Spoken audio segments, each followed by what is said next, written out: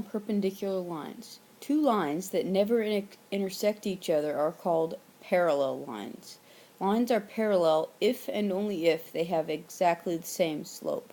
So if you put it in slope-intercept form, then they will have the same m.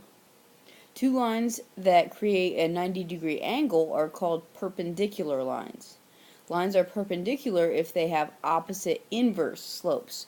What I mean by that is the slope of the perpendicular is going to be opposite sign, and then you flip over the fraction. Okay, so my original m is just m, or m over 1.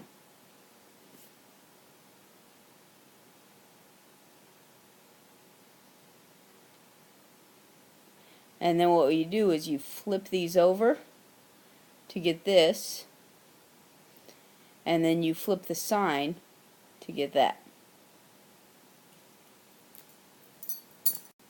So those are the different special types of lines that we're going to be talking about. Now we're going to give some examples of parallel lines. A line that passes through a given point parallel to the given line. We want to write an equation in slope-intercept form. So right now we already have an equation in slope-intercept form. Y equals 2 over 3x minus 1, and we have a point that we want to go through.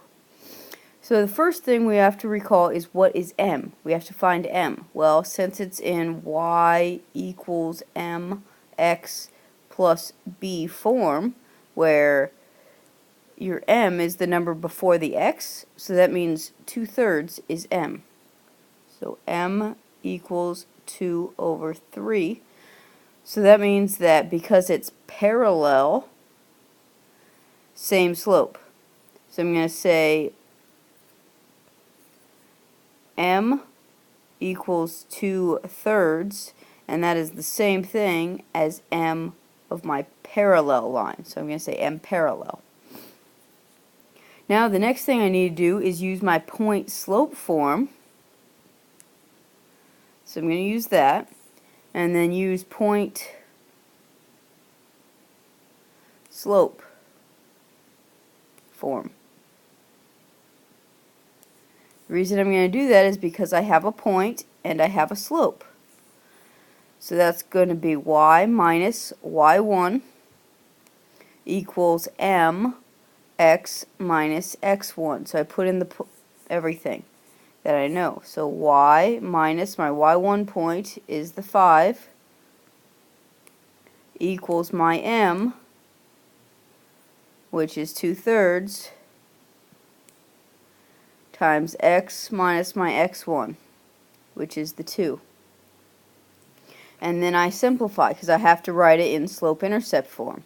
So I distribute y minus 5 equals 2/3 x minus 4/3. And then I add my 5 over. So I need to write this in fraction form. So I have y equals 2/3 x, and then I have to subtract 5 minus 4/3, this part right here. So how I'm going to do that is I'm going to change this to a fraction with a 3 on the bottom. So if I multiply by 3 on the bottom, then I multiply by 3 on the top, so I get 15/3. Minus 4/3, and now I have a common denominator, so 15 minus 4 is 11 over 3. So this right here is your scratch work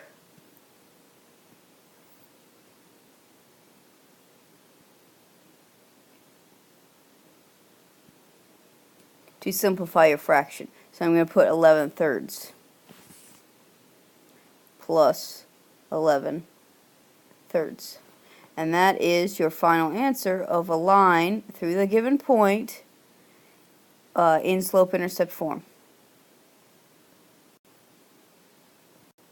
Alright. Alright, in this next one we're going to do the same thing. We're given a point and we're given a line, and we need to put a parallel line in slope-intercept form. So the first thing I'm going to do is figure out my m. So y equals mx plus b. So that means my m is 2. So that means my m parallel is 2 because they have the same slope. Now I'm going to put that in point slope.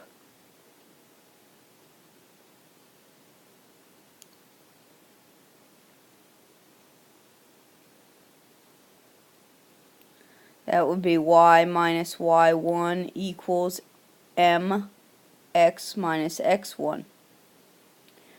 Alright, put in what I know. Y minus my y1, which is a negative 1, equals my m, which is 2. X minus my x1, which is a negative 3. So I'm going to simplify that here as y plus 1 equals 2x plus 3, and simplify by distributing 2x plus 6 and y plus 1. Now I solve for y because that's slope-intercept form, minus 1, minus 1. So y equals 2 times x plus 5. So that is my parallel line through the point negative 3, negative 1.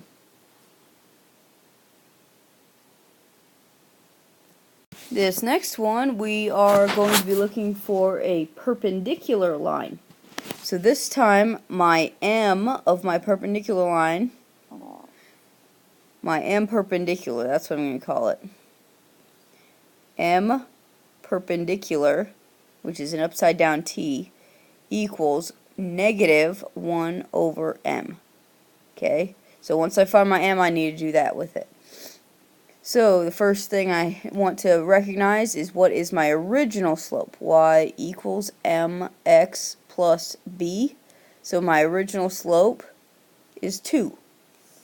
So that means m equals 2, and m perpendicular equals negative 1 over 2. 1/2, negative 1/2. And now I use point slope form.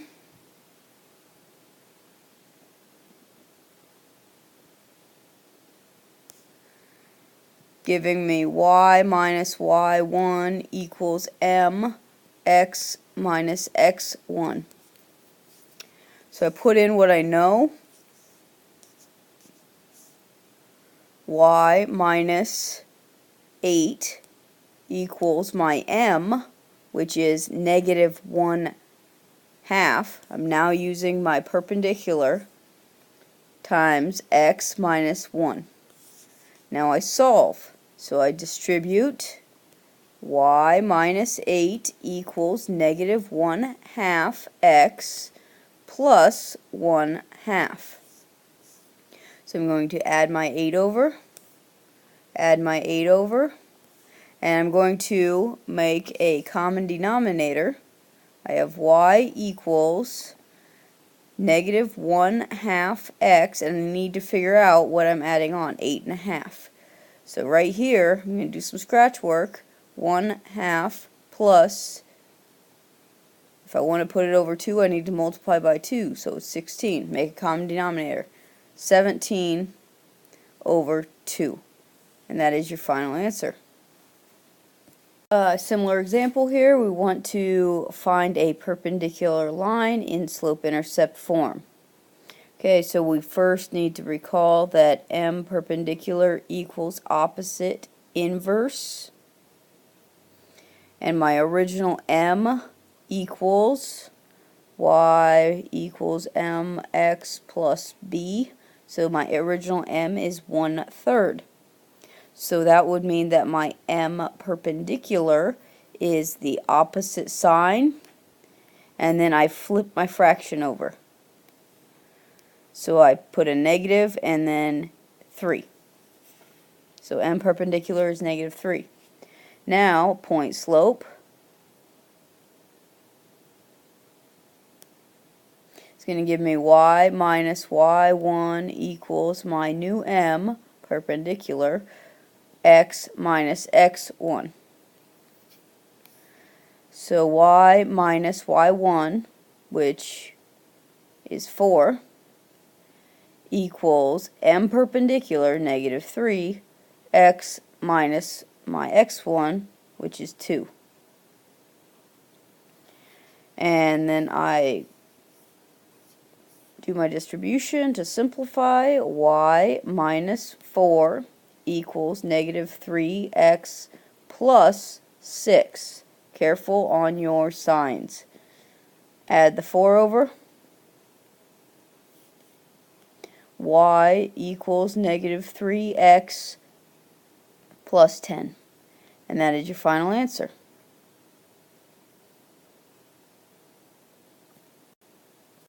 In these next examples, what we want to do is classify whether lines are parallel, perpendicular, or neither. So the first thing we want to do is put them both in slope-intercept form.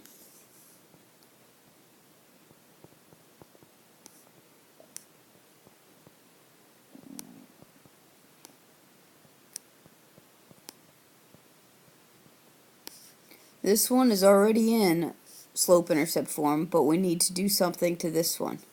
So if I have 4y equals negative 5x plus 12, and I want to put it in slope-intercept form, I need to get the y by itself. So divide by 4, divide by 4.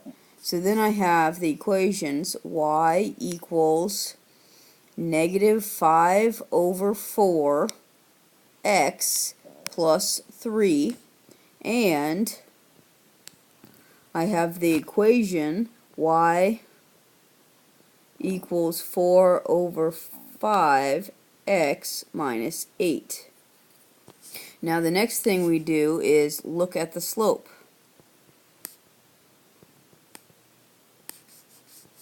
So first put everything in slope-intercept form, then look at the slope. So my m is equal to negative 5 over 4 in this first equation, and my m is equal to 4 over 5 on this one. Okay, then we assess. Are they the same? No, they're not the same, so they're not parallel.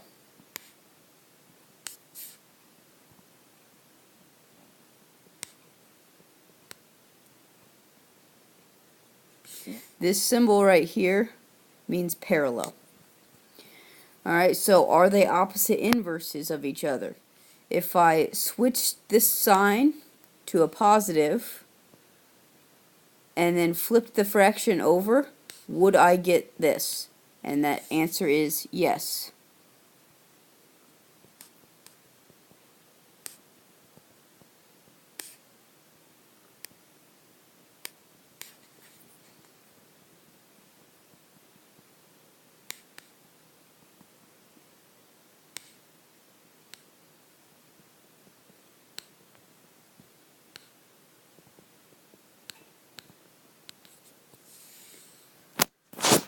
So what that means is the lines are perpendicular because their slopes are opposite inverses of each other. And the last example here, we want to classify the lines. So we're going to make sure that they're in slope-intercept.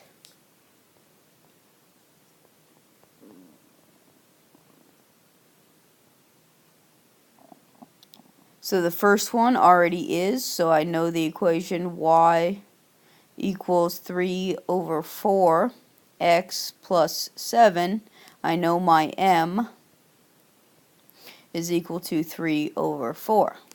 Now I need to put the other one in slope-intercept form. So I need to solve for y. So I'm going to start by subtracting the 4x from both sides.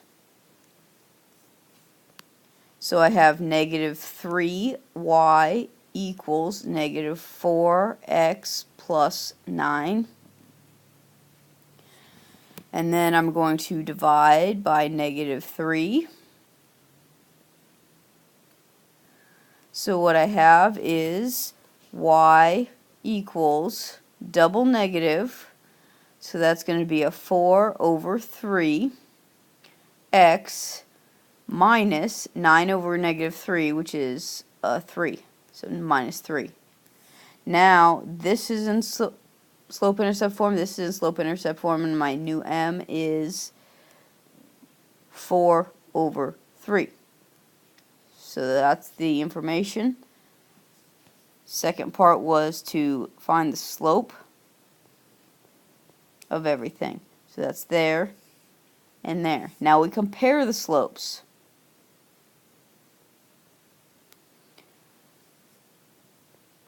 Are they the same? 3 over 4 and 4 over 3. No, not the same. So they're not parallel. Now, are they opposite inverses?